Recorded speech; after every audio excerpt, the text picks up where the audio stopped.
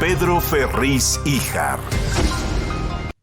Bienvenidos aquí en este programa en donde tratamos de analizar algunos de los principales puntos que en este momento nos ocupan a los mexicanos y también pues en función de otros asuntos que confluyen en México de cara a este camino electoral.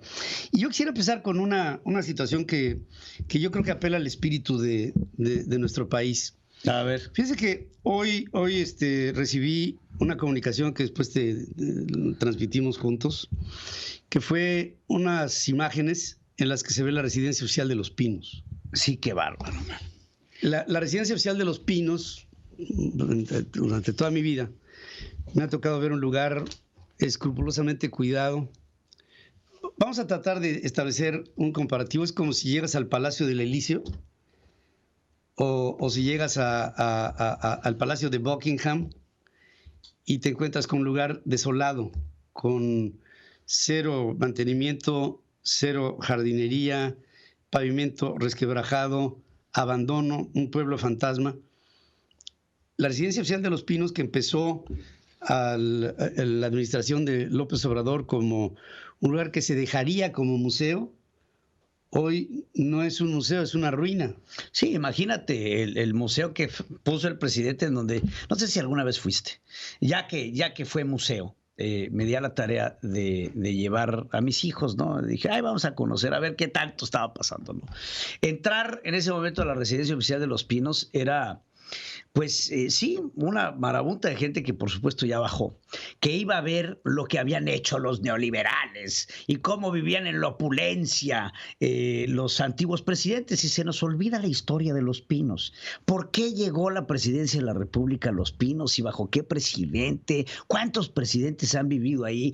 Junta de reuniones con jefes de Estado, cenas, banquetes, vamos, la historia en sí que tiene Nuestra sede la residencia del oficial de Los Pinos. Nuestra sede. Entonces, hoy vemos a un presidente en cuyo odio, este hombre que dice no ser vengativo, en cuya, ¿cómo le podría decir sin que se oiga mal, pero no le encuentro la palabra? Mejor no lo digas si resentimiento que tiene el presidente sobre esta residencia que él considera que es el sentido de la opulencia, cuando de ahí se va a vivir a Palacio Nacional. Pero fíjense, yo creo que el estado en el que se encuentra Los Pinos ni siquiera es producto del resentimiento del presidente. Es producto del absoluto descuido. Es decir, Los Pinos, o sea, ahorita le preguntas al presidente por Los Pinos y le enseñas estas fotografías y no tendrá más que decir más que voltear a ver me imagino, a Claudia Sheinbaum y decirle, oye, ¿por qué está así Los Pinos? Pero es que si es un museo, hay un presupuesto para los museos. No veo al Museo Nacional de Antropología, por ejemplo, en este estado, que tiene un presupuesto. Esto tiene que estar cuidado. Hay una institución que se encarga de los museos nacionales, y si esto es un museo, miren, sería una excelente oportunidad de tener nuestro propio Versalles. Ahí no vive el presidente de Francia. Sin embargo, es un museo que tiene un aforo de turismo en donde se podrían poner los automóviles presidenciales, en donde ves las estatuas de los pasados presidentes. Vamos, hay una galería formas de utilizar a Los Pinos, que está al lado de Chapultepec, que tienes, vamos, hay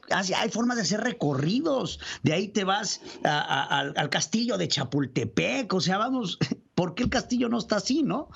Hay un presupuesto para ello. Esto, además del descuido y el abandono total, existe este resentimiento del presidente en torno a la figura específica de la residencia oficial de Los Pinos. Ahora, yo, ¿por qué tomo como ejemplo? Venezuela, tomada por Chávez, empezó a acusar deterioro. Aquí, y en otra esquina, y en un paso a desnivel, allá en Caracas y después en otras de las ciudades importantes de Venezuela, se empezó a deteriorar. El lugar, de ser un lugar que gradualmente empezó a ser un lugar que se empezó a depreciar, a degradar, a desgastar, a luir, empezó así. Sí. Ahora, que es muy catastrofista mi visión, ojalá y así sea. lo que yo vi de Los Pinos es Caracas en el 2004. Eso es lo que vi. Y con un deterioro que lleva 2 años y medio. Ahora, hoy es Los Pinos. Y tú hablabas de cómo está el Castillo de Chapultepec, cómo está el Museo de Antropología. ¿Cómo estarán dentro de X tiempo? Sí, no están en la mejor de las condiciones. ¿Y cómo estará la ciudad en X Ya nos tiempo? dimos cuenta que el mantenimiento no se les da. No se da. No se les da. Y la mejor ejemplo es la línea 12 del metro y N cantidad de obras que también por falta de mantenimiento están teniendo un desgaste acelerado, porque eso es lo que pasa cuando no se le da mantenimiento a las cosas. Bueno, Hay un desgaste natural, se entiende.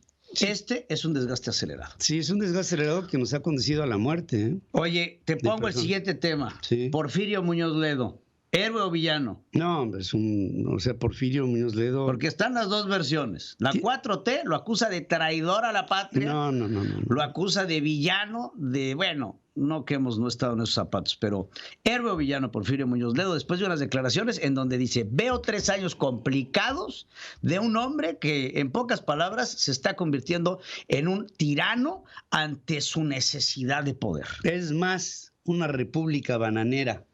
Es lo que dice Porfirio Muñoz Ledo de lo que expresa de la gestión del presidente López Obrador. Y dice mucho. En primer lugar, la pregunta, ¿héroe o villano? Yo, sin reparos, te puedo decir, es un hombre de leyes, es un hombre que respeta la Constitución, y los que respetan a la Constitución ante los avatares de quienes no, se llama héroe. Desde mi definición, Porfirio es un héroe. Digo, como todo político de vieja cepa, tiene sus cosas. No, sí, pero llegó a un extremo. O sea, si alguien apoyó a López Obrador para llegar hasta donde está, es él. Y si alguien ahora está diciendo, este hombre ya se mareó, ya está en una posición, dice, es una posición que está conduciendo al país en los 3 años más difíciles que vamos a enfrentar, y puede llegar a una posición ya no presidencialista, sino despótica. O sea, está denunciando el nacimiento y rápida gestación de una dictadura. Yo me quedé pasmado, te lo estaba diciendo desde anoche. Ve lo que está diciendo Porfirio, Sí. porque lo que está denunciando es un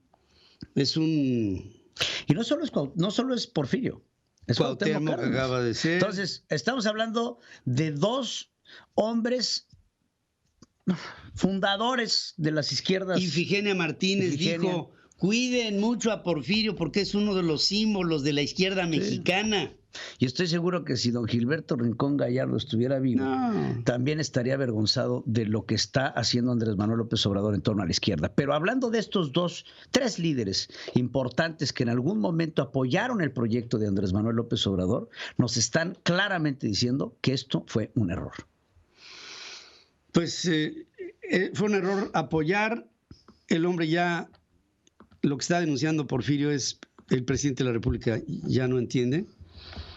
Y para no entender, propongo un siguiente tema, y esto rápido, porque el presidente habla de la compra de la totalidad de las acciones de Deer Park, una organización que estoy seguro que cuando Shell avienta su otra mitad adquirida por México, pues en ningún momento nadie, hasta 24 horas después, nos damos cuenta de que Shell traía pérdidas en los últimos 2 años de ejercicio, 2019-2020.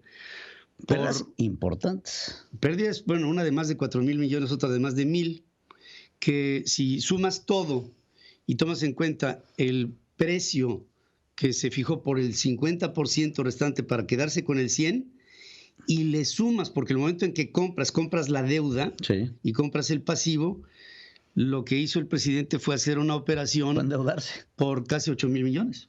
por casi 8,000 millones, de los cuales por son cierto, deuda. No, y aparte es, por cierto, pues prácticamente lo que en principio se dijo que iba a ser el costo de Dos Bocas. 8,900 millones de dólares. Entonces, yo siento que si hubo un lugar en donde se destapó champaña, fue en Shell. Hombre. Ahora, lo grave de todo esto es que también se habrá destapado, yo no lo sé, champaña con Octavio Romero, y director de Pemex, y con la Secretaría de Hacienda, no lo sé, pero esto me dejó a mí. Aparte, la justificación para comprar la refinería de Deer Park sigue sin tener un sustento viable económico. No nos podemos olvidar, pero pongamos a un lado los 8,000 millones de dólares que se hacen de la transacción sobre 600 millones de dólares egresados, y la compra de la deuda de 6,000 millones. Vamos a ponerlos en números redondos. Tenemos que sumarle a la capacidad de producción y al costo por litro de petróleo que tendríamos en este aspecto. Si sumamos el costo de extracción, el costo de refinación, el costo de comercialización, el costo de traslado y todo lo que implicaría tener esta refinería para traer esa gasolina a México, vamos perdiendo otra vez. De salida no es viable. Y bueno, en fin, hasta ahí las cosas. Yo creo que hay mucho más de qué hablar y que lo estaremos viendo en próximas emisiones aquí en las redes. Muchas gracias, Inge. Muchas gracias a ustedes, queridos amigos, y estaremos en comunicación. Y recordemos que el próximo 6 de junio es un día que es un parteaguas para la historia de México. Siempre se habla de parteaguas. Sí es en serio, ¿eh? Gracias, y estamos unidos, mexicanos. Muchas gracias. Pedro Ferriz Híjar.